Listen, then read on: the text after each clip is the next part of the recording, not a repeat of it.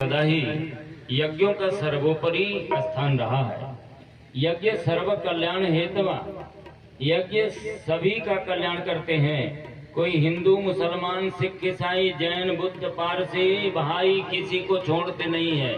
यज्ञ से ये जो धूम्र उत्पन्न होगा संपूर्ण ब्रह्मांड के चराचर जीवों का कल्याण करने में समर्थ होगा। और इसीलिए इसे कहा यज्ञो विश्वस्य भुवनस्य नाभिः। यज्ञ संपूर्ण विश्व की नाभि है।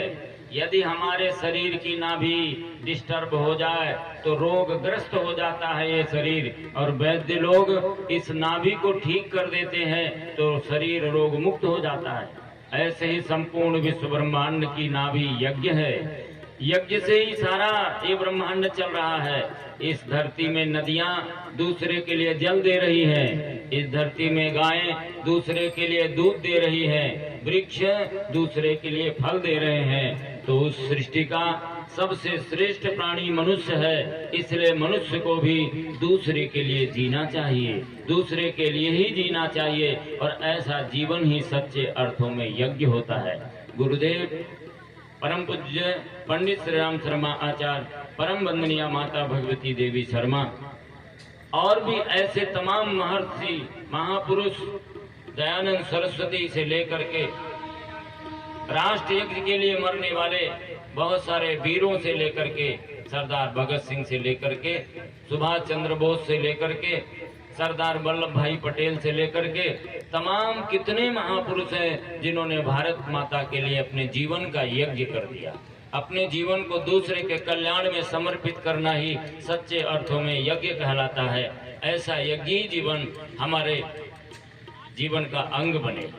परम पूज्य गुरुदेव ने, जब उनके दादा गुरुदेव ने कहा, हिमालय ऋषि हजारों वर्ष जिनकी आयु है, महेंद्र पर्वत पर रहने वाले सर्वेश्वरानंद जी महाराज, बचपन में गुरुदेव को 15 वर्ष की अवस्था में पूजा की कोठरी में दर्शन दिया, और उन्होंने कहा तुम्हारे जन्म का उद्देश्य इस दुनिया को दिशा देना है। पिछले जन्मों में, पहले जन्म में रामकृष्ण परमहंस, पहले जन्म में कबीर, दूसरे जन्म में रामकृष्ण परमहंस समर्थ गुरु रामदास, और इस जन्म में पंडित श्री राम शर्मा आचार्य के रूप में जन्म धारण करके सभी जन्मों में उन्होंने समाज के परिमार्जन का देवदूत के रूप में काम किया है, ज्ञान के प्रचार का काम किया है, और यही काम आज फिर से करना है, क्योंकि संपूर्ण दुनिया अज्ञानग्रस्त हो रही है। ज्ञान देना सबसे बड़ा पुण्य है। ज्ञान यज्ञ को सबसे श्रेष्ठ हमारे गीता ने भी कहा, और इसीलिए गुरुदेव ने ज्ञान यज्ञ को ही प्रारंभ किया। आदि गुरु शंकराचार्य ने भी वाजपेय यज्ञ यानी ज्ञान यज्ञ ही किया है। नहीं ज्ञानेन सदृश पवित्र में विद्यते, ज्ञान के समान दान कोई पवित्र दान नहीं हो सकता है। इसलिए गुरुदेव ने ज्ञान दान करने के लिए अपने जीवन में गुरु से प्रेरणा पाने के बाद, सर्वेश्वरानंद जी पहले गुरु हैं, 2 गुरु गुरुदेव के हुए। पहले सर्वेश्वरानंद जी, उन्होंने कहा बो और काटो, बो और काटो। यदि आप बोना नहीं सीखते तो आपको काटने का सौभाग्य नहीं मिलेगा। एक दाना धरती में गलता है तो वह एक पौधा बनता है, और वो पौधा बन करके उसमें एक बाली आती है, और उस बाली में हजारों दाने आते हैं। एक दाना 1000 बन करके लौटता है। यही यज्ञीय दर्शन है। आपने जो भी यहाँ पर वस्तुएं डाली है वो 1000 गुना ताकतवर हो गई। आप सोचिए, एक मिर्चा एक आदमी को खिलाइए तो उसी भर को टेस्ट मिलेगा, लेकिन यदि आग में डाल दीजिए, बिना किसी मंत्र के भी यदि आग में डाल दीजिए, तो यहाँ जितने बैठे हुए लोग हैं सब खांसने लगेंगे। उसका लाभ सभी को मिल गया।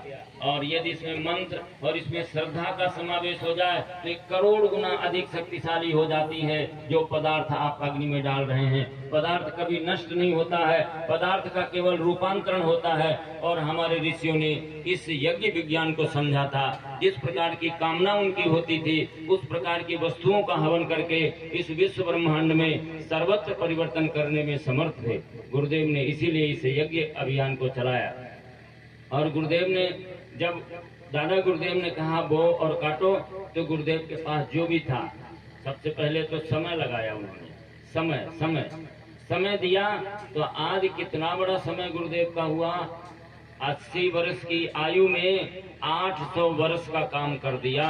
ये तो समय बोया भगवान के खेत में, तो समय कितना बड़ा। और ज्ञान को बोया गुरुदेव ने, ज्ञान बोया, जबकि बहुत स्कूल में जाकर के नहीं पढ़े हो। कई बार तो स्वतंत्रता आंदोलन के समय जेलों में रह करके कोयले से तबले पर जो भोजन दिया जाता उसके ऊपर लिख लिख के पढ़ लिया उन्होंने। विद्यालय का 5वीं के बाद मुंह नहीं देखा और अपने पिताजी से ही सब कुछ ज्ञान प्राप्त किया और स्वयं अर्जित किया। अनेक भाषाएं गुरुदेव ने सीख ली थी। और इसके बाद गुरुदेव ने अपने ज्ञान का जब लेखन शुरू किया तो 3450 किताबें लिख दिया। वेद व्यास जी के बाद इस धरती पर ऐसा कोई महान दूसरा लेखक नहीं आया, ऐसा कोई विचारक नहीं आया जिसने इतना अधिक साहित्य लिख दिया हो। और ये साहित्य जो गुरुदेव ने लिखा, ये भी लिखा कि 15,000 वर्षों तक किसी को किसी विषय पर लिखने की जरूरत नहीं पड़ेगी, हमने इतना लिख दिया है। धर्म क्षेत्र से लेकर के विज्ञान के क्षेत्र से लेकर सभी क्षेत्रों में गुरुदेव ने सभी समस्याओं का समाधान करते हुए ऐसा अद्भुत साहित्य लिखा जो वेदों की ऋचाओं की भांति ही प्रमाणिक और सत्य आगे प्रतीत होते जा रहे हैं। ऐसे ऋषि सत्ता और जिसने अपनी संपदा को बोया।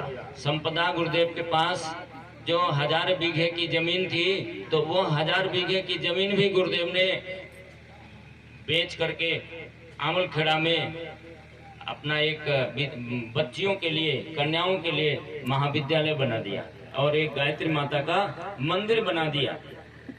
उन्होंने नहीं सोचा कि हमारे बच्चे क्या करेंगे, हम क्या करेंगे। जो भी संपदा थी गुरु ने कहा बो, और हमने बो दिया। और वो संपदा आज कितनी गुना बढ़ी, सारी दुनिया में आप कल्पना कर सकते हैं। गुरुदेव के नाम पर बने हुए शक्तिपीठ, गुरुदेव के नाम पर खड़े हुए कार्यकर्ता, उनके जेबों से निकलने वाला धन आज एक साथ कर लिया जाए तो दुनिया का कोई ऐसा धनपति नहीं है, टाटा बिरला डालमिया से लेके कोई ऐसे शक्तिशाली नहीं है जितना ये मिशन शक्तिशाली है। ऐसा गुरुदेव ने जो भी कुछ बोया वो करोड़ गुना बन करके फला है। और गुरुदेव ने कहीं कोई ये कामना नहीं की कि हमको कुछ धन मिल जाए, और धन के लिए धर्म जैसे लोगों ने प्रयोग किया, आज धर्म एक आडंबर जैसा बन गया। आज धर्म का जीवन जीने वाले लोग ऐसे उपहासात्मक जीवन जीते हैं और हाथ फैलाते हैं दूसरे के सामने जाकर के। लोगों के दिमाग में आने लगा कि ये धर्म तो केवल, ये यज्ञ तो केवल, ये जो भी पूजा पाठ है, जो भी कथा प्रवचन है, ये केवल पैसे के लिए किया जाता है। गुरुदेव ने इस परंपरा को बदला। गुरुदेव ने जब अनुभव किया कि ऐसे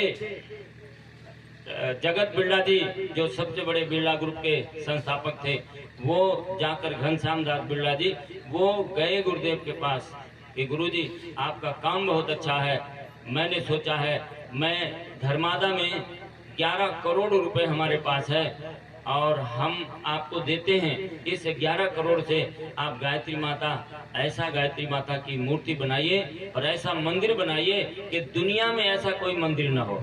आज से 50 साल पहले आप सोचिए कि वो 11 करोड़ रुपया अरबों की संख्या में है, 100 गुना भी कर दीजिए तो 1.25 अरब के आसपास है। आज भी 1.25 अरब रुपए लगा करके कोई मंदिर बना दिया जाए तो बड़ा भव्य और दिव्य बन जाएगा। और गुरुदेव ने कहा बिरला जी आप मेरे साथ चलिए, कल जमुना जी के किनारे चलते हैं। और जमुना के किनारे बैठाया, वहाँ पर बेसहारा लोग पड़े थे, वहाँ पर रोगी लोग पड़े थे, वहाँ दीन दुखी पड़े हुए थे, भिखारी पड़े हुए थे। सबको दिखाया, देखो ये कौन है, ये लोग हैं, ये तो परेशान लोग हैं। तो बिरला जी ने कहा कि आप बताइए, मंदिर हम जो बनाएंगे वो इंसान बनाएगा और उसमें जो मूर्तियां भी लगाएगा कोई इंसान ही लगाएगा और मूर्ति भी इंसान ही बनाएगा, और उसमें जो प्राण प्रतिष्ठा होगी उसमें भी कोई इंसान ही प्राण डालेगा। लेकिन ये जितनी भी मूर्तियां सामने दिखाई पड़ती हैं इस संसार में, इसको भगवान ने ही बनाया, इस मंदिर को भगवान ने बनाया और इसमें प्राण भी भगवान ने ही डाले हैं। इसलिए यदि सच्चा मंदिर बनाना है तो इनके कल्याण के लिए कोई काम कीजिए, इनके लिए अस्पताल खोलिए, इनके लिए अनाथालय खोलिए, इनके विद्या का प्रबंध कीजिए, इनके रोजगार का प्रबंध कीजिए, इनके जीवन को दिशा बदलने के लिए कोई अच्छा काम कीजिए। और बिरला जी ने उस पैसे को लगाया और आज सारी दुनिया में बिरला जी का नाम हो गया। कितने उद्योगपति आए और मिट गए, लेकिन कोई नहीं जानता, पर बिरला जी को एक बच्चा बच्चा जानता है। जगह जगह उन्होंने धन का सदुपयोग किया। तो गुरुदेव को पैसे की जरूरत नहीं थी।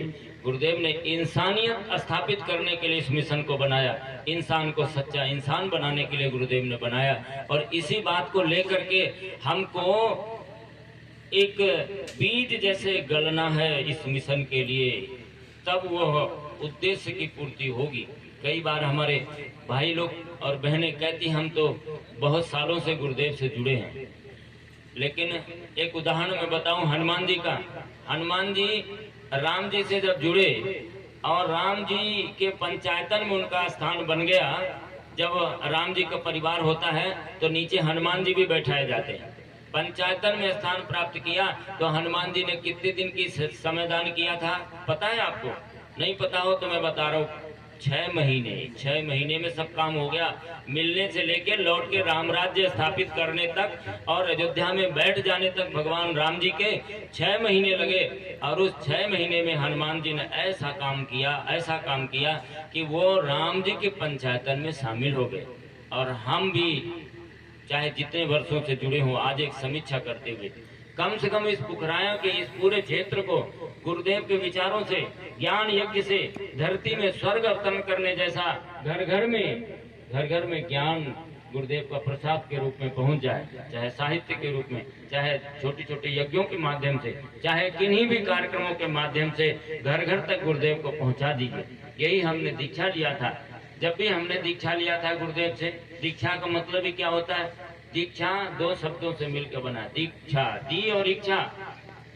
हमने आज से इच्छा अपने गुरु को दे दिया। शिक्षा और दीक्षा 2 चीजें महत्वपूर्ण है। शिक्षा माने जानना और दीक्षा माने मानना। शिक्षा माने जानना और दीक्षा माने मानना। जानते तो बहुत सारे लोग हैं। दुर्योधन को क्या पता नहीं था? जानामि धर्मम नच में प्रवृत्ति ही। दुर्योधन कहता है मुझे धर्म केसो पता है, क्या धर्म है और क्या अधर्म है ये मुझे पता है। जानता तो वो था, शिक्षा उसकी अच्छी थी, शिक्षा में कोई कमी नहीं थी, शिक्षा तो एक ही जगह मिली थी, इसलिए उसे पता था कि जाना में धर्मम, लेकिन प्रवृत्ति नहीं थी, दीक्षा नहीं थी उसकी। दीक्षा माने हमारी जानने के बाद उसको मानने की प्रवृत्ति हो जाए। जानने वालों की दुनिया में कमी है क्या? कितने कथा कहानी प्रवचन सत्संग सुनाने वाले लोग हैं। यदि वो जानने वाले मानने वाले बन गए होते तो इस धरती में स्वर्ग कब का आ गया होता, कब का आ गया होता स्वर्ग।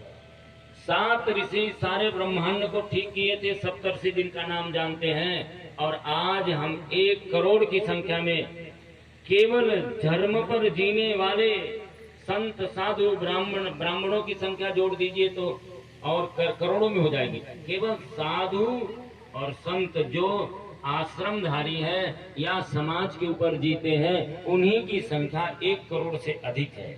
और 1 करोड़ से अधिक होने के बाद भी हमारा भारत उस गौरव को प्राप्त नहीं कर रहा। तो कहीं न कहीं जानना और मानना, इन दोनों में बड़ा अंतर हो रहा है। गुरुदेव ने मानने के लिए संगठन बनाया, जानने के लिए तो पहले भी जान रहे थे लोग। पूजा